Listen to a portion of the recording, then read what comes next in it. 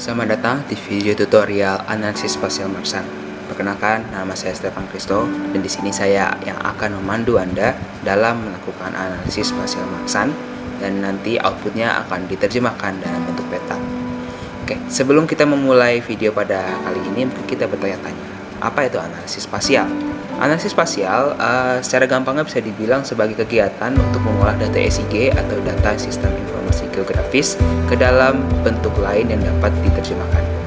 Mengapa melakukan analisis spasial? Karena analisis spasial sangat diperlukan dalam penelitian-penelitian geografis. Contoh, misal dalam bidang kelautan, kita dapat mengetahui kondisi dari Laut Jawa pada bulan Januari sampai bulan Juni hanya dengan menggunakan analisis spasial dari data SIG. Nah, cukup untuk introduksinya. Pertama-tama, Anda perlu untuk menginstal beberapa aplikasi, contohnya seperti QGIS, Zonai, Cookito, dan R, serta mungkin beberapa file-file yang dibutuhkan untuk analisis spasial. Nah, QGIS yang akan digunakan pada kali ini adalah QGIS versi 1.8 Lisboa. Nah, kenapa pakai versi 1.8? Karena fitur-fiturnya sudah mencukupi untuk melakukan analisis spasial. Oke, nggak usah lama-lama lagi, mari kita langsung masuk ke tutorialnya. Baik, kita mulai tutorial analisis spasial Marksan pada kali ini.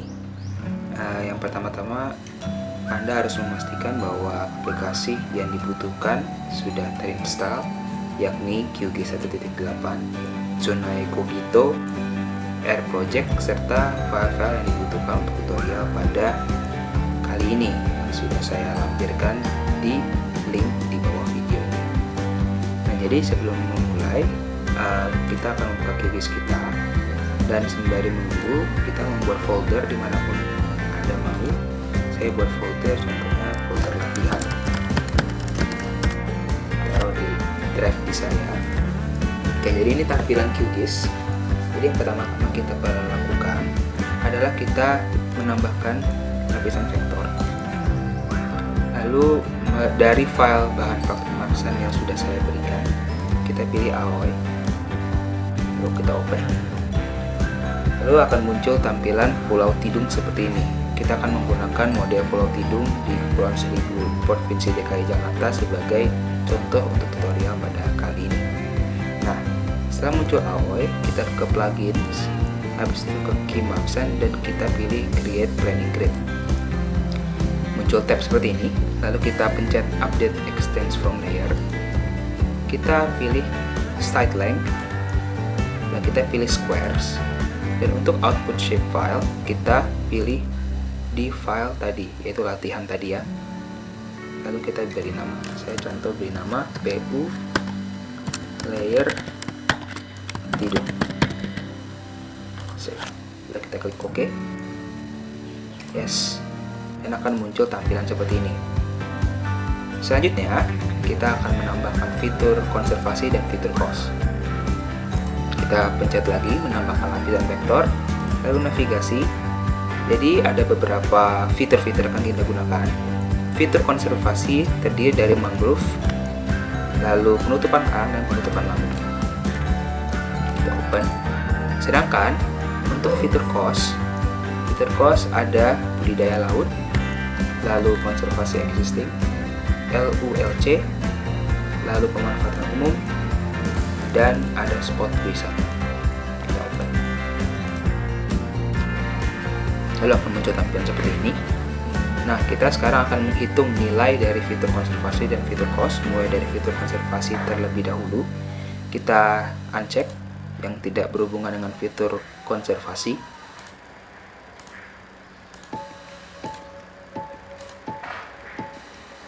Akan menyisikan seperti ini.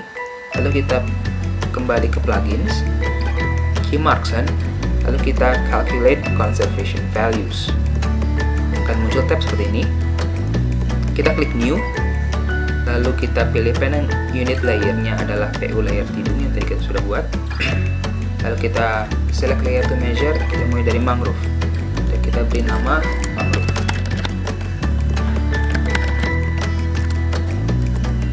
Lalu kita klik save. Lalu kita ulang untuk yang lamun dan yang karang.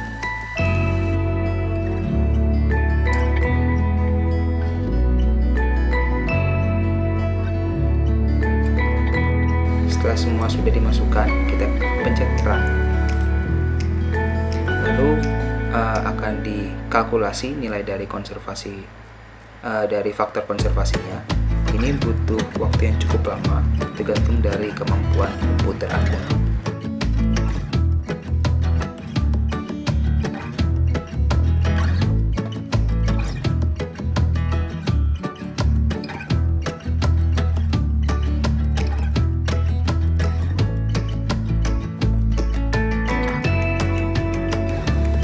Ya, setelah selesai akan muncul tampilan calculations completed, no errors detected. Kalau kita klik OK, lalu kita klik close.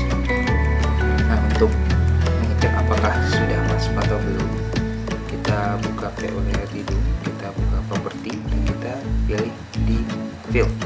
Nah, kalau sudah muncul di sini, artinya berhasil ya. Jadi kita cancel saja. Lanjut kita hitung fitur cost. Jadi yang bukan fitur cost kita uncheck. Ya,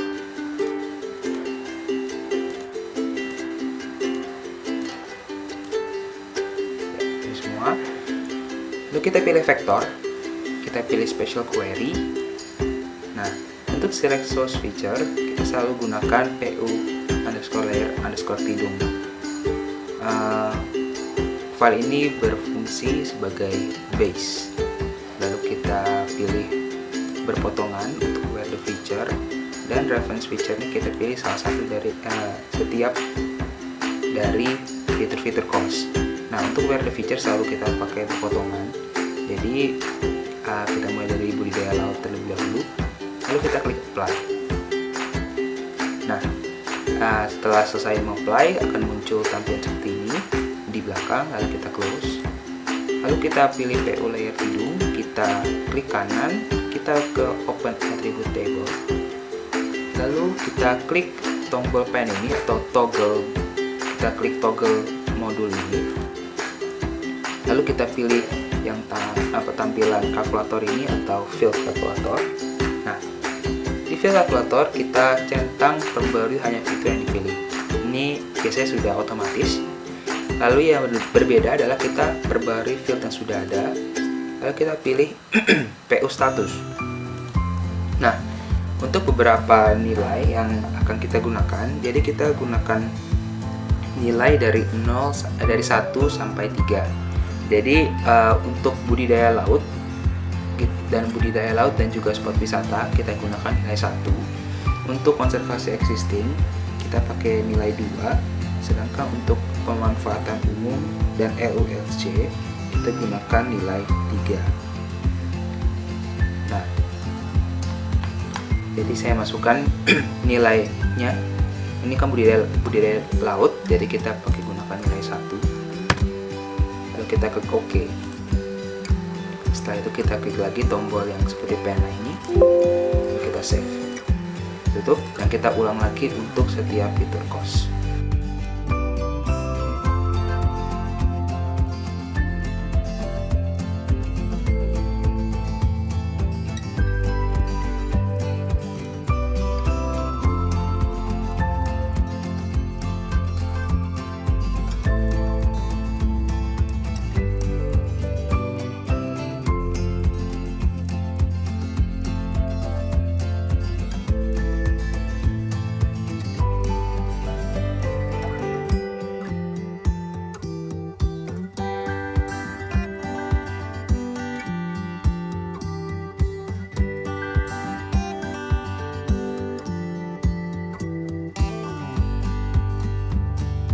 Ya, apabila sudah semua fitur cost-nya dilakukan penilaian, kita cek nilainya di open attribute table.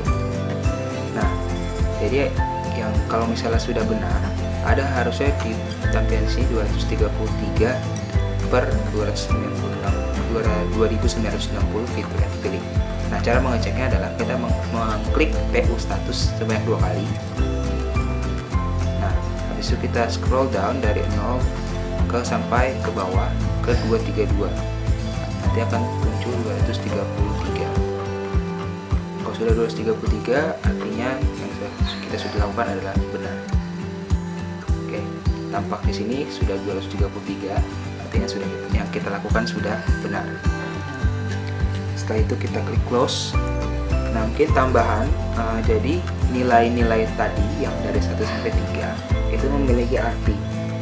Nah, nilai 1 artinya adalah dimasukkan dalam proses perhitungan. Nilai 2 artinya dikunci karena sudah menjadi kawasan lindung. Dan 3, nilai dikeluarkan dari proses analisa. Terus juga untuk tambahan juga dalam melakukan vektor spatial query, jangan lupa apabila sudah ganti dari fitur cos 1 ke fitur cos berikutnya, jangan lupa di uncheck di sini. Nanti agar tidak overlap dan tidak merusak data. Oke. Setelah itu setelah sudah selesai bisa kita save. Saya akan beri nama latihan juga.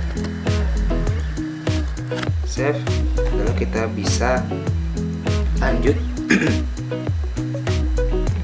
Kita lanjut dengan mengekspor. Kita akan melakukan ekspor data ke Maxan. Jadi saya cek dulu semuanya kecuali yang PU layer tidur. Jadi kita ekspor data. Pertama-tama sebelum kita mengekspor data, kita buat folder terlebih dahulu di folder yang sudah kita buat. Kita buat folder namanya simulasi 50%. Lalu di dalam folder simulasi 50% kita buat 3 buah folder. Kita beri nama input, output, dan PU.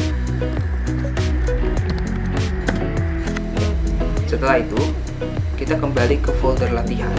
Lalu ada 5 data, yaitu yang semua namanya PU layer tidur. Semua ini kita copy, kita paste di folder PU. Setelah itu kita kembali ke QGIS. Setelah itu kita pilih plugins, ke Maxan, lalu export to Maxan. Nah, akan muncul tab seperti ini. Kita select planning grid kita PU layer tidur. Habis itu kita pilih input directory-nya, kita pilih folder input yang sudah kita buat tadi.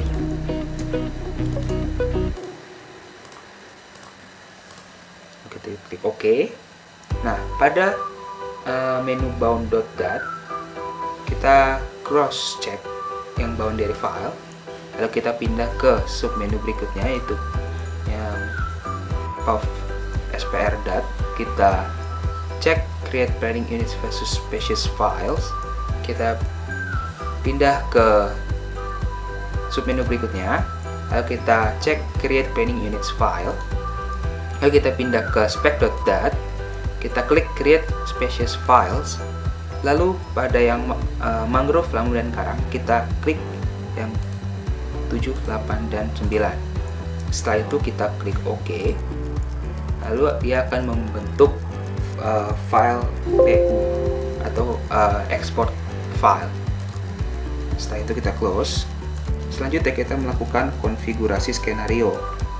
Konfigurasi skenario kita mulai dengan menuju menu plugins, lalu ke key Maxan, lalu kita pilih configure skenario. Nah, akan muncul tab seperti ini. Pada select skenario directory, kita pilih folder simulasi 50%. Lalu pada general, nilai BLM atau boundary layer modifier kita ubah menjadi 1000. Nilai prop tetap 0,50 dan nilai numReps kita ubah menjadi nilai 1000. Lalu pada run and annealing tidak ada perubahan. Dan untuk nilai files and costs kita masukkan untuk input dir adalah browse dari folder input yang sudah kita buat, dan output dir menggunakan folder output yang sudah kita buat. Setelah itu kita klik OK, dan apabila sudah muncul seperti ini kita klik OK, lalu kita close. Setelah itu kita beralih ke aplikasi Zonae Cogito. Kita buka Zonae Cogito kita. Nah, akan muncul seperti ini. Lalu kita klik file, kita pilih new project. Nah, akan muncul tab seperti ini. Untuk nama project, karena ini berkaitan mengenai konservasi pada zona inti dari Pulau Tidung, jadi kita beri nama simulasi zona inti. Lalu kita cross check include markdown database. Lalu kita browse. Kita masukkan input data yang sudah tadi kita buat. Kita klik open. Lalu untuk locate these layers to display, kita pilih browse. Lalu kita buka folder PU, kita pilih SHP di folder PU. Nah, diabaikan saja, kita klik OK, lalu kita klik OK. Ya, nanti Zona kita akan meng-load filenya, lalu akan muncul data seperti ini. Selanjutnya yang harus kita lakukan, kita beralih ke markdown parameter to edit. Kita ubah menjadi spec. Nah, spec itu adalah folder-folder atau file-file yang akan kita lakukan konservasi. Jadi ada mangrove, lamun, dan karang. Untuk tutorial kali ini perlu diketahui bahwa kita akan memberikan nilai setiap dari folder atau file yang akan dikonservasi. Nah, untuk Pulau Tidung sendiri, karena aslinya Pulau Tidung itu memiliki ekosistem karang yang alami, sedangkan ekosistem mangrove-nya itu tidak alami, yakni buatan manusia, sehingga yang ingin kita konservasi paling utama adalah adalah karang. Baru dilanjutkan dengan lamun, baru mangrove. Jadi kita beri nilai karang yang lebih besar pada nilai prop, yaitu 0.5. Pastikan bukan 0,5 tapi 0.5. Lalu untuk lamun kita beri nilai 0.3, dan untuk mangrove kita beri nilai 0.05. Setelah itu kita klik run dan kita save parameter.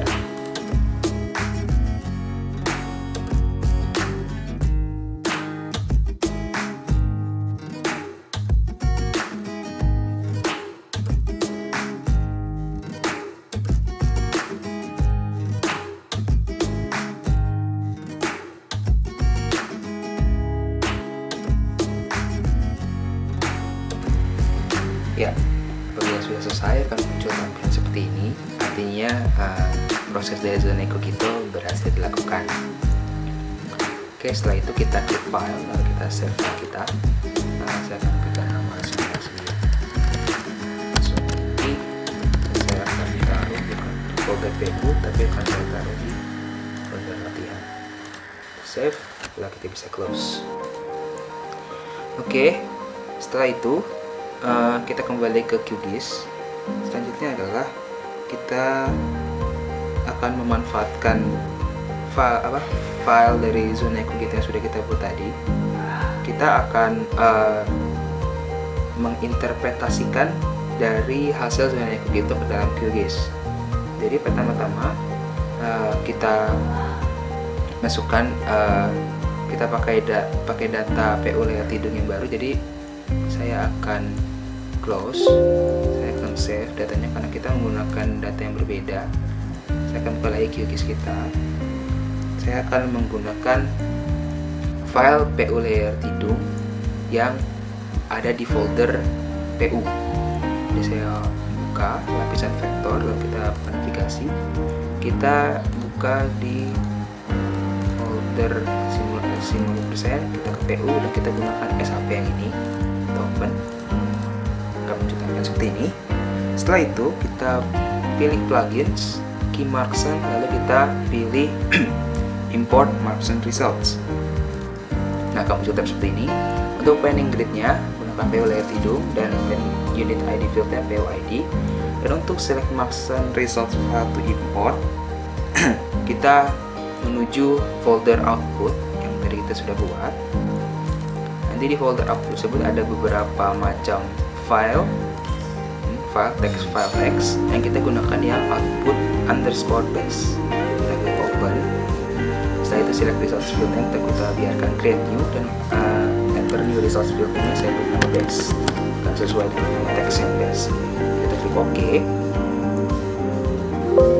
Setelah itu calculation complete. Nah, kita klik OK. Kita close. Setelah itu untuk melihat hasilnya kita menuju lapisan-lapisan, kita klik kanan, kita munculkan property. Setelah itu kita pilih style, dan setelah itu kita pilih di simbol tunggal, kita pilih graduated. Habis itu pada bagian kolom kita pilih yang best. base paling bawah. Setelah itu kita klik OK dan nanti akan muncul hasilnya. Sudah muncul hasilnya seperti ini. Ini adalah hasil zona eco kita yang sudah kita gunakan. Atau selain Anda bisa menggunakan yang base yang sudah tadi kita buat, kita bisa gunakan yang lain, yaitu kita pakai SSOLN. Ada di sini atas SSOLN. Lalu kita klik OK dan tampak seperti ini, yaitu yang seperti yang di zona Ecogito. Setelah itu, agar kita akan mengaplikasikan ini, kita akan menjadikan peta. Agar lebih rapi, kita bisa gunakan, kita bisa ubah kotak-kotak ini, muncul kotak-kotak ini kita bisa hilangkan. Yaitu kita kembali ke properti tadi di style, lalu kita klik simbol 2 kali, lalu kita change, lalu pada style tepi kita buat tidak ada pena, dan kita lakukan untuk semua simbol.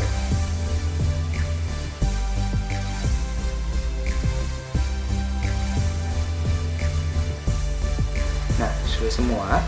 Terus kita OK dan akan muncul seperti ini. Nah, ini adalah hasil yang sudah baik. Nah, ini yang bisa kita gunakan untuk penampilan di peta. Nah, kita akan beralih menuju pembuatan peta. Hal yang perlu diperhatikan adalah kita akan mengupload beberapa file, yaitu seperti file-file yang tadi kita sudah gunakan, yaitu kita balik ke bahan faktor pemaksaan, kita gunakan beberapa file yang sudah kita gunakan seperti budidaya laut, habis itu konservasi existing, LLC, mangrove, penutupan karang, penutupan lamun, sama spot wisata. Kita klik open. Nah, akan muncul seperti ini.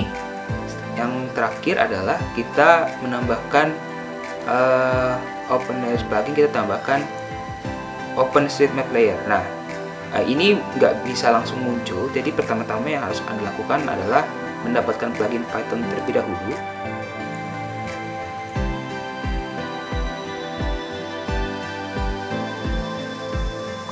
Nah, akan muncul seperti ini. Lalu pada plugin kita tulis Google, lalu kita pilih OpenLayers plugin. Habis itu Anda akan install. Karena saya sudah menginstal, jadi tampilannya install kembali plugin. Tapi apabila belum install, akan tulisannya install plugin, lalu akan terinstall. Setelah itu kita buka lagi ke OpenLayers plugin. Kita pakai add OpenStreetMap layer.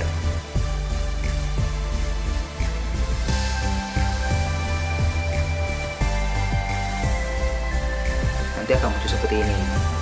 Nah, ini adalah tampilan dari Pulau Tidung yang kurang lebih mirip dengan peta sesungguhnya.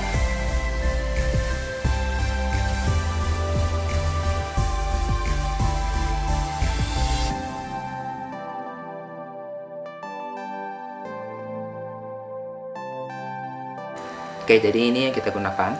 Jadi untuk pembuatan peta kita pencet Ctrl P secara bersamaan, nanti akan muncul tampilan penyusun atau layout.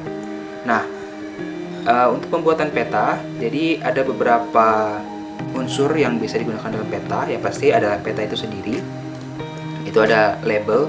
Label kita bisa gunakan untuk penambahan judul dari peta, penambahan dari identitas kita sebagai kartografer atau pembuat peta, dan lain sebagainya. Karena itu hanya font seperti text box saja. Lalu kita bisa menambahkan skala bar untuk mengetahui gambaran dari gambar peta tersebut diaplikasikan ke nilai sesungguhnya, contohnya dalam kilometer atau dalam meter gitu. 1 cm digambar merepresentasikan berapa ribu meter misalnya dalam peta sesungguhnya atau di dunia sesungguhnya gitu. Lalu kita bisa tambahkan legend, yaitu informasi-informasi yang berkaitan mengenai peta tersebut. Kita bisa tambahkan north arrow atau tambahkan arah mata angin dengan menambahkan gambar, dan juga gambar-gambar lain juga bisa sesuai dengan keinginan kita. Nah, itu kurang lebih yang bisa kita tambahkan di layout QGIS 1.8. Memang lebih lengkap di QGIS berikutnya seperti QGIS 3.1.12. Tapi karena kita menggunakan 1.8, jadi kita hanya bisa menggunakan fitur yang sudah ada. Jadi kita minimize dulu. Tips dari saya, kita lebih baik membuat insert peta terlebih dahulu. Insert peta itu adalah gambaran lebih luas dari peta yang kita gunakan. Jadi saya menyarankan kita menambahkan insert peta terlebih dahulu sebelum kita menambahkan peta hasil buatan kita.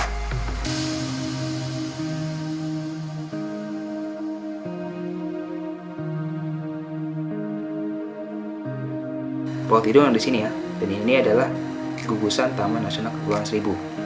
Oke, kita kembali ke layout, lalu kita klik ini, yaitu tambahkan peta baru, lalu kita buat insert di sini. Lalu akan muncul tampilannya. Nah, munculkan tampilannya seperti ini. Nah, di situ bisa Anda atur sedemikian rupa sesuai dengan keinginan Anda. Saya akan drag sedikit ke sini. Nah, saya akan membuat peta tapi tidak rapi karena saya hanya ingin memperkenalkan fitur-fitur yang bisa digunakan di peta ini. Jadi mohon maaf apabila tidak rapi pembuatan petanya ya. Jadi ini akan selesai. Setelah itu kita klik kunci lapisan untuk item peta. Ini akan membuat peta yang ada di insert ini tidak berubah. Oke, kita kembali ke minimize. Setelah itu kita kembali ke peta kita uncheck OpenStreetMap-nya. Kita menampilkan peta kita. Ya, peta kita sangat kecil. Kita zoom. Ya. Lebih bagus. Nah, seperti ini. Habis itu, kita kembali lagi ke minimize. Kita kembali ke layout. Lalu kita tambahkan peta ini. Akan menghasilkan berbeda peta nanti. Nah, petanya beda kan? Kita ubah, kita drag sedikit biar lebih rapi. Akan menampilkan semua peta. Nah, habis itu kita kunci lapisan untuk item peta juga.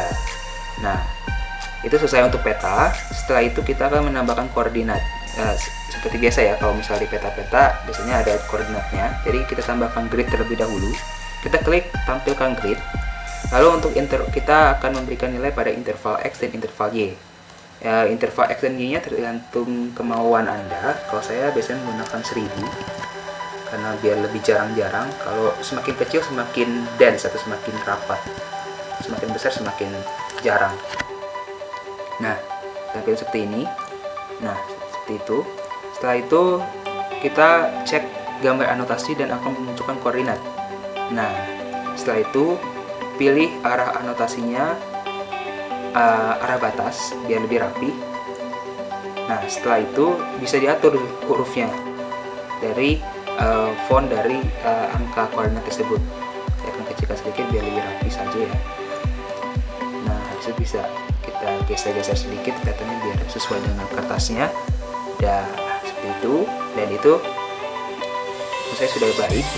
Kalau mau bisa mengubah figurannya bisa di opsi umum dan bisa ganti warna latarnya juga. Setelah itu, setelah selesai, kita bisa tambahkan label. Dan label kita klik sekali aja dan muncul seperti itu. Kita ke item properties, kita beri nama, contohnya adalah peta analisis spasial maksa. Itu Pulau Tidung, Kepulauan Seribu, Provinsi DKI Jakarta. Ini hanya pemisahan. Jadi seperti ini. Terus kita agak zoom out, kita agak perlebar dan muncul. Nah, kita atur ukurannya, misalnya saya beri 20. Setelah itu saya atur sesuai dengan saya. Sesuai Anda juga bisa Anda atur sesuai dengan selera Anda. Saya berikan tengah biar lebih rapi saja, besar lagi agar lebih muncul. Nah, seperti itu. Nah, setelah itu untuk layer yang label. Anda bisa tambahkan label sesuai dengan keinginan Anda. Lalu pada skala bar, ini skala bar tinggal diklik sekali aja di sini. Contohnya sini, klik, habis itu berikan ukuran segmen. Nah, ukuran segmen saya beri nilai 1000 karena biasanya saya pakai 1000. Habis itu Anda bisa atur satuan petanya, bisa atur seberapa banyak segmen kiri yang segmen kanan. Segmen kiri bisa ke kiri, jadi nanti kotak ke kiri, kalau kanan ya. Lalu kita bisa ubah stylenya. Saya bisa menggunakan tanda centang garis atas seperti ini, dan Anda bisa mengatur sesuai dengan keinginan Anda. Untuk satuan label saya biasanya menggunakan meter seperti itu. Oke, bisa atur juga backgroundnya di opsi umum. Selanjutnya tambahkan legend, nanti klik saja dan legend akan muncul. Ini adalah legendnya. Legendnya bisa diatur ukurannya supaya bisa sesuai dengan ukuran insetnya, misalnya dia lebih rapi, contohnya seperti itu. Bisa diatur dari lebar, tinggi, grup, dan lain sebagainya. Contoh misalnya saya ubah jarak simbol jadi 1, jadi lebih kecil. So icon label biar lebih kecil, kotak misalnya jadi lebih kecil sedikit, tinggi simbol mungkin kecilkan dikit biar lebih bisa muat dan lain sebagainya. Dan atur juga hurufnya juga ada berpengaruh juga, misalnya lebih kecil sedikit, itu lebih besar juga bisa seperti itu. Jadi atur di sini bisa karena sesuai dengan keinginan Anda, bisa dikerjakan jadi besar, jadi rapi gitu. Item legenda juga di sini dia akan memperbarui secara otomatis apabila Anda menambah sesuatu di map yang awal. Setelah itu general option seperti Vigo dan Qatar sama saja. Selain itu kita juga bisa menambahkan gambar-gambar lain.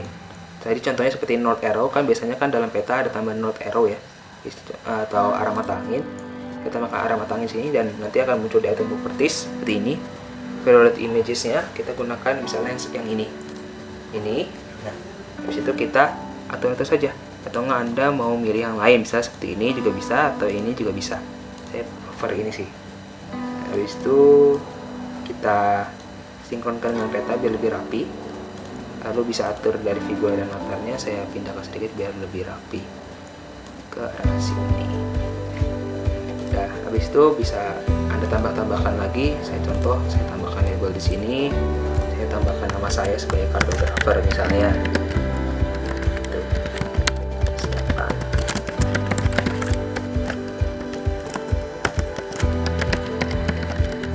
Itu lalu bisa diperbesar agar biar muncul semuanya. Nah, apabila sudah selesai, apabila pembuatan mapnya sudah sesuai dengan yang Anda inginkan, Anda bisa klik ini export sebagai gambar, lalu bisa Anda save di manapun Anda inginkan, dan bisa menggunakan folder format JPEG atau JPG sesuai dengan keinginan Anda. Seperti itu. Nah, saya akan menampilkan hasil yang saya buat, contohnya seperti ini. Nah, Anda bisa buat contohnya seperti ini.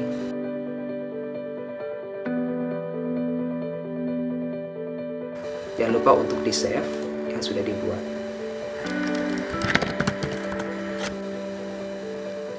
Sekian tutorial analisis spasial Marksan pada kali ini. Apabila Anda terkesan dengan video ini, Anda bisa klik like dan juga bisa share video ini kepada teman-teman dan kolega atau sahabat Anda, dan juga bisa subscribe ke channel YouTube saya untuk menantikan konten-konten yang saya akan buat.